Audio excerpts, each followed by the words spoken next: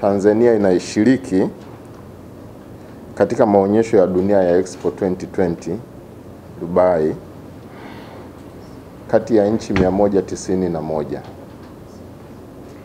Tarehe 9 mwezi wa 10 mwaka 2021, Mheshimiwa Waziri wa Viwanda na Biashara Profesa Kitila Mkumbo alitoa taarifa rasmi kwa umma na umuhimu wa maonyesho haya na ushiriki wa Tanzania. Naomba tu niwapitishe kwenye historia fupi tu ya maonyesho haya, maana yake ni nini muhimu. Lakini ile tarehe 9, taarifa ya Mheshimiwa Waziri wa Viwanda na Biashara, na nitaomba sana waandishi wa habari na mwingine yoyote aitumie ile taarifa kusambaza kwa umma wa Watanzania kupitia vyombo vya habari mbalimbali. Kwa kifupi sana, Expo ni maonyesho ya dunia yanayosimamiwa na shirika la kimataifa linalojulikana kama Bureau of International Exhibition ama BIE, lenye nchi wanachama 195.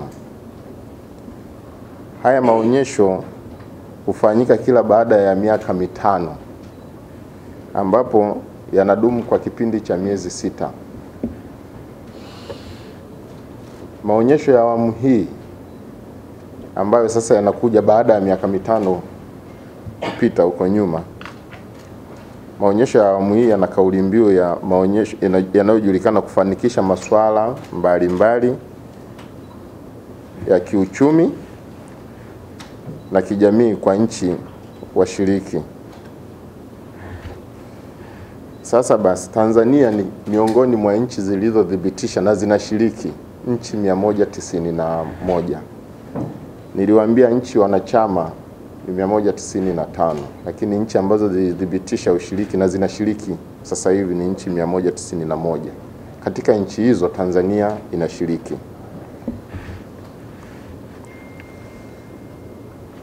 Ushiriki wa Tanzania ni kupitia Wizara ya Viwanda na Biashara, lakini pia chini ya taasisi yake ambayo ni Mamlaka ya Maendeleo ya Biashara Tanzania, TanTrade, na TanTrade ni Tanzania Development Authority, wale wenye maonyesho yao ya Sabasaba pale maarufu kama mnayafahamu, ndipo walipo hasa. Hao ndo wanaosimamia kama taasisi au mamlaka ya serikali kwenye maonyesho haya.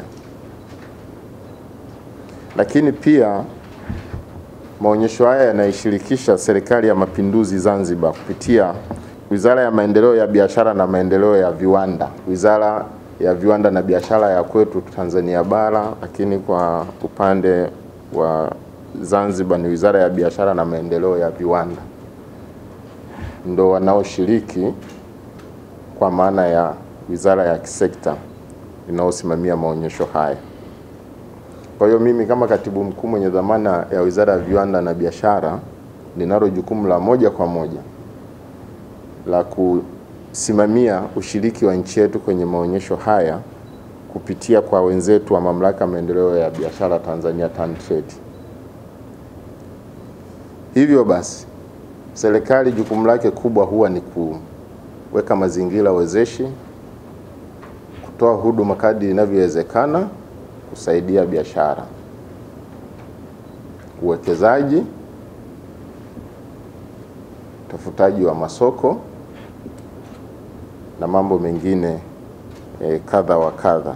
Hivyo basi ni muhimu sana kuwashirikisha sekta binafsi, na ndio maana utamuona hapa Bwana Francis Nanai, mtendaji mkuu TPSF, tuko naye bega kwa bega na tulifanikiwa kusafiri naye ili walau aweze kuridhika na mazingira yalivyo na kuhamasisha zaidi upande wake wa sekta binafsi, huku na sisi upande wa serikali, sekta ya umma, tukiwa tunajipanga kwa kushirikiana. Nitaomba nitaje kauli mbiu hasa ya maonyesho haya ya Expo 2020 Dubai yanayoendelea sasa hivi Dubai na yalianza tarehe 1 mwezi wa 10 mwaka 2021. Maonyesho, kauli mbiu ya maonyesho haya, ukiacha ile kauli mbiu ya maonyesho ya jumla ambayo nimeisema ni ya kiuchumi na kijamii, kuna kauli mbiu mahususi sasa ya maonyesho haya ni connecting minds, creating the future. Hiyo ndo kauli mbiu inayolenga kuzileta nchi zote duniani pamoja katika kutatua changamoto mbalimbali zinazoikabili dunia kwa sasa katika sekta ya biashara, kilimo, nishati, madini, uchukuzi, viwanda, teknolojia, utalii, elimu, afya na huduma za kijamii. Baada ya kuwa nimejaribu kutoa ufafanuzi wa awali, na nikiwaomba sana waandishi wa habari mtafute namna yoyote, na mimi hapa nikishamaliza nitawaelekeza wenzangu kutoka serikalini wawapatie taarifa ya Mheshimiwa Waziri wa Viwanda na Biashara aliyoitoa Dodoma tarehe 9 mwezi wa 10 mwaka 2021. Hiyo ndo taarifa rasmi inayokujulisha umma wa Tanzania namna ya kushiriki kwenye haya maonyesho. Tafadhali sana nitaomba muitumie hiyo taarifa. Sasa basi, yako mambo ambayo serikali kama nchi kwa ujumla wake inaenda kushiriki vizuri kwenye haya maonyesho. La kwanza ni Tanzania inatangaza miradi ya kimkakati kama vile mradi wa kufua umeme wa Julius Nyerere ambao utazalisha megawati 2115, ujenzi wa reli ya kisasa viwango vya kimataifa standard gauge unaoendelea sasa hivi, upanuzi wa bandari ya Dar es Salaam unaoendelea sasa hivi. Mnafahamu bandari ya Dar es Salaam inafanywa upanuzi na kuna maboresho makubwa yanaendelea pale. Ujenzi wa viwanja vya ndege nchi nzima, kuna uwanja wa ndege Msalato, mikataba imeshasainiwa, unajengwa uwanja wa ndege pale, uwanja wa Julius Nyerere uliokamilika Terminal 3 na viwanja vingine mikoani vinaendelea kujengwa. Uimarishaji wa usafiri wa anga, mnafahamu nchi yetu imeweza kununua ndege walau za kutosha, sasa hivi nafungua anga ndani na kimataifa, usafiri wa anga ndani na kimataifa. Na miradi hiyo niliyoitaja hiyo ndio tunaenda kuitangaza kama nchi, itakuwa ni kivutio cha kuchochea ukuaji wa biashara na uwekezaji hususan katika sekta za kilimo na viwanda. Ndicho ambacho tumekilenga. Lakini eneo lingine la pili, nchi yetu inatarajia kutumia fursa hii kubwa kushirikiana na sekta binafsi kutangaza na kutafuta masoko ya uhakika na endelevu ya bidhaa zitokanazo na mazao ya kimkakati kama vile kahawa, korosho, chai, mkonge, karafuu, viungo, maparachichi, bidhaa za ngozi pamoja na bidhaa zingine zinazokidhi mahitaji ya soko la kimataifa. Hilo ni eneo la pili, ndiko ambako tumejipanga na tunashiriki kuhakikisha hayo mazao tunayatangaza, ikiwemo pia kutafuta masoko huko duniani. Kumbuka ni nchi 191 zinashiriki.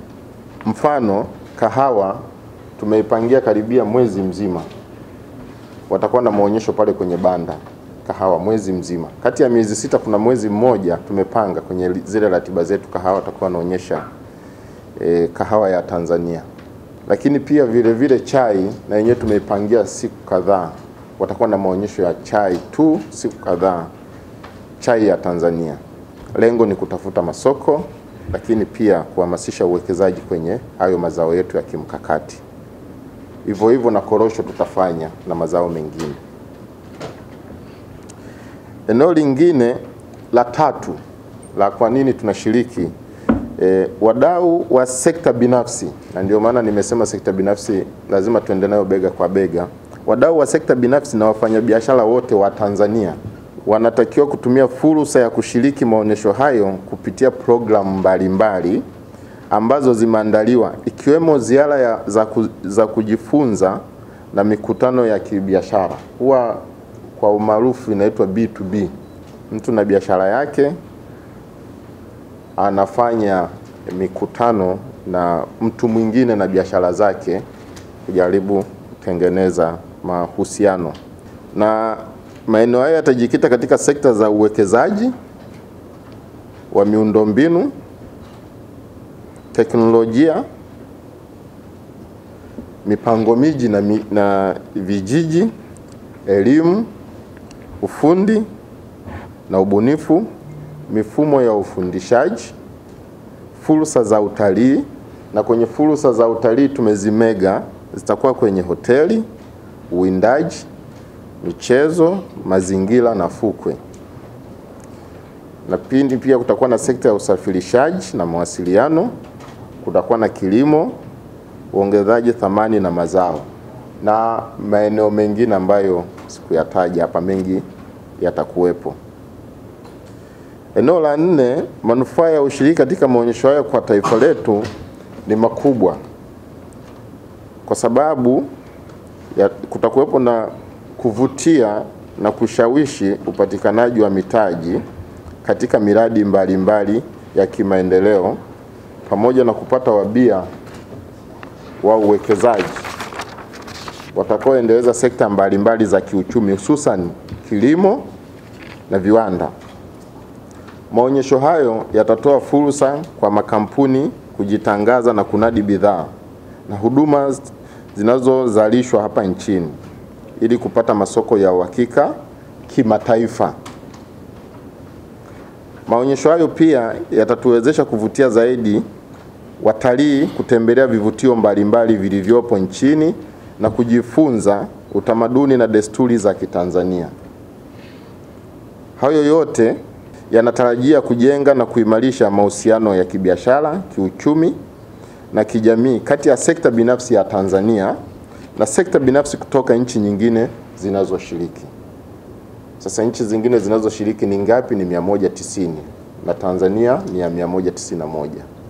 Kwa hiyo tunaenda kuishirikisha nchi yetu kati ya hizo nchi 190. Hiyo ndo mantiki kubwa kabisa ya kwa nini Tanzania tunashiriki kwenye haya maonyesho, na ndio maana tumehamasika kuja kuwapatia taarifa nyingine baada ya ile ya tarehe 9 mwezi wa 10 mwaka 2021 aliyoitoa Mheshimiwa Waziri wa Viwanda na Biashara. Kimsingi tunashiriki vizuri, ila kikubwa ni kuhamasishana ili umma wa Tanzania uweze kuyafahamu na kupata fursa kama nilivyozitaja za kuweza kushiriki vizuri sana kwenye haya maonyesho. Ni maonyesho makubwa, yanafanyika kwa kipindi cha miezi 6 na huwa yanafanyika kila baada ya miaka 5. Kwa hiyo kwa mfanyabiashara yoyote, kampuni, hata mtu mmoja anayetaka kuwekeza, anayetafuta fursa, ni wakati sasa wa kushiriki kwenye maonyesho haya. Nchi 191 ziko pamoja, ziko sehemu moja, ama tunaweza tukasema sehemu kubwa ya dunia imekutana sehemu moja. Biashara nyingi zinaweza zikafanyika pale. Haya maonyesho kwa kuwa yako kwenye karne ya sasa hivi ya kiteknolojia, pia sijajua app kwa Kiswahili inaitwaje, ila ninachokifahamu mlio wengi mnafahamu maana ya app. Ukitaka kujiunga ili ufuatilie na kujua kila kitu kinachoendelea kule kwenye haya maonyesho, wameandaa application ama hiyo inaitwa app. Bahati nzuri nimepata simu ya bwana Nanaya hapa, anaionyesha hiyo app inavyoonekana. Hii unaidownload kutoka tena kwenye App Store. Imetengenezwa hiyo application ili kukurahisishia. Ukisha download inauzwa. Sasa hapo tena kuna gharama kidogo utaingia. Inauzwa $3 kuidownload. Kisha download ile, basi ndio umemaliza. Hiyo $3 ni kama haizidi 10,000. Haizidi 10,000 $3. Unaidownload ile. Sasa ukiingia, taarifa zote za haya maonyesho utazipata kila dakika ama kila sekunde. Kwa hiyo application inapatikana kwa simu za Android zinazotumia system ya Android na zile zinazotumia ile system iOS. Na kwa kweli tumeshuhudia, na mimi nimeshuhudia kwamba maandalizi kama anavyosema katibu mkuu kwamba yamehusu nchi nyingi, ni zaidi ya nchi 190, ni nchi 191. Na tunaposema nchi, na maana kuna wananchi wa kutoka kwenye hizo nchi wanakuja pale na wao wanashuhudia kwamba kwenye hiyo Expo Dubai wanatembelea mabanda mengi. Kwa hiyo ina maana kama banda letu jinsi lilivyo limepokea wageni kutoka kwenye hizo nchi zaidi ya 191. Nchi 191 ni zile ambazo zina mabanda pale. Lakini kama alivyosema katibu mkuu ni kwamba members wa hiyo Expo au hiyo system ya Expo ambayo inaandaa Expo ni zaidi ya 100, ni nchi 195. Lakini kuna nchi nyingine ambazo pia hazijaingia kule, lakini watu wake pia wamekuja pale. Kwa hiyo niseme kwamba ni kitu kizuri kama alivyosema Mheshimiwa Katibu Mkuu kwamba ni nafasi nzuri sana. Na ukiangalia hata theme alivyoisema kwamba connecting ideas and create his opportunities, ni kitu ambacho kweli kinaonekana pale. Kwa sababu ukifika pale ukianza kuzungukia yale mabanda kuna vitu vingi unajifunza, vitu vingi sana ambavyo unaona kwamba right kama vingekuwa hilo Expo inakuwa ni ya kudumu mwaka mzima, mtu angeweza kuwa anaenda pale kuangalia nchi kama Amerika inafanya nini. Nchi ndogo ndogo pia zipo, kwa mfano nchi za visiwa vidogo vidogo na vyenyewe vipo pale na vinaonyesha mambo yao, vinaonyesha biashara zao, vinaonyesha uwekezaji wao, vinaonyesha rasilimali zao au mali asili ambazo ziko pale. Kwa hiyo ni nafasi nzuri sana ambayo mimi naamini kabisa kila Mtanzania angepata nafasi akafika pale angeweza kuona kwamba ni kitu kizuri. Lakini jambo lingine ambalo pia nimeliona pale ni kwamba kitendo cha nchi zote zile 191 kuwa pale, alafu tumekuwa tukizitembelea au ukipata nafasi, mtu akipata nafasi ya kuzitembelea zote, anaingia banda hili na hili na hili na anapata maelezo, utaweza kuona ni jinsi gani ambavyo diplomasia ya kiuchumi duniani inazidi kujengeka. Haya maonesho ya Dubai Expo 2020 ni maonesho ya kimataifa makubwa sana. Ni makubwa sana. Naomba nipigie mstari maonesho makubwa sana. Na pengine baadhi ya wafanyabiashara kama sio wote wanafahamu kama ni makubwa pia. Na hivi tuyatofautishe kabisa na maonesho ambayo tunayafanya hapa nchini. Mfano yanayofanyika pale kwenye viwanja vya Sabasaba. Tofauti ni kwamba katika akili yetu tuondoe kwamba utakimbizana bidhaa zako umezibeba kwenda kuzionyesha kwenye banda, au utabeba bidhaa zako kutoka hapa upande ndege kwenda kuzionyesha kwenye banda letu na kuziuza. Hilo jambo sivyo lilivyo.